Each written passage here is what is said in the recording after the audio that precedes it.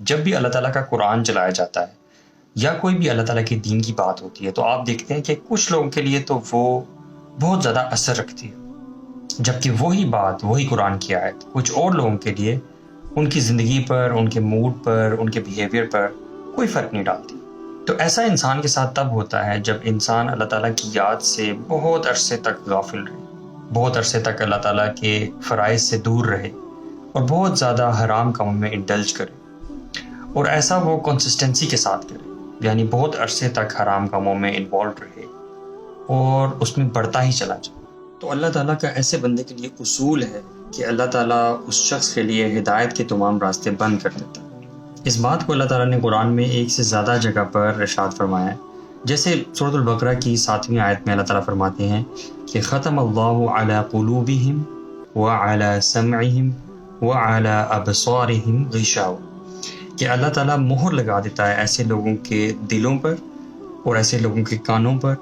اور ایسے لوگوں کی آنکھوں پر پردہ ڈل جاتا ہے، جس کی وجہ سے نہ ان کے کان جو ہیں وہ سن سکتے ہیں حق کو، نہ ہی ان کے دل جو ہیں وہ حق کو سمجھ سکتے ہیں، اور نہ ہی ان کی آنکھیں جو ہیں وہ حق کو دیکھ سکتی ہیں۔ ایک اور دوسری جگہ پہ اللہ تعالیٰ فرماتے ہیں کَلَّا بَلْ رَانَ عَلَىٰ قُلُوبِهِمْ مَا كَانُوا يَكْسِبُونَ، جس کا مفہوم یہ ہے کہ بے شک ان کے دلوں پر اللہ تعالیٰ مہر لگا دیتا ہے، یعنی ان کے دل جو ہیں وہ زنگ آلود ہو جاتے ہیں۔ اور اس بات کو اللہ کے نبی صلی اللہ علیہ وسلم نے ایک حدیث میں بڑی اچھی طرح بیان کیا کہ جب بھی کوئی انسان گناہ کرتا تو اس کے دل پر ایک سیاہ نقطہ پڑ جاتا،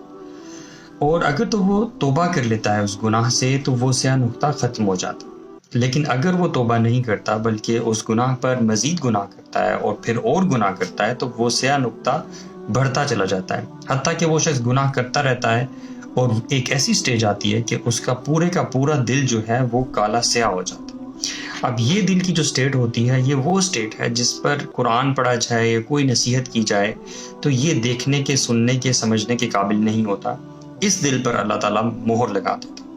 پھر یہ انسان ہدایت نہیں پا سکتا الا ماشاء اللہ۔ تو یقیناً آپ لوگوں نے یہ ایکسپیرینس بھی کیا ہوگا اپنی زندگی میں کہ بہت بار ایسا ہوتا ہے کہ دین کی ایک نہایت آرام سے سمجھ میں آنے والی بات جو بہت سیدھی سادی ہوتی ہے،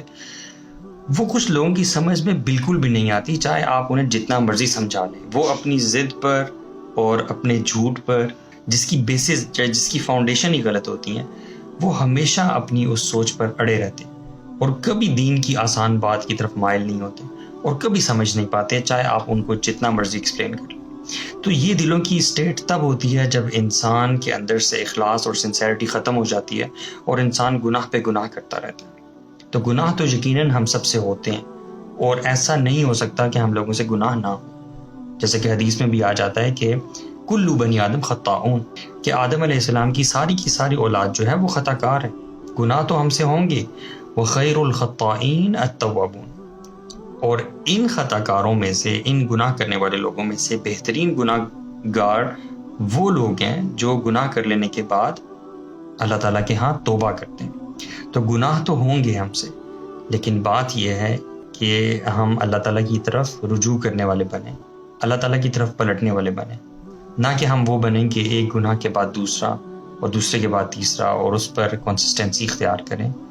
تو ہمیں اس چیز سے ڈر جانا چاہیے کہ کہیں ہمارے اس عمل سے اللہ تعالیٰ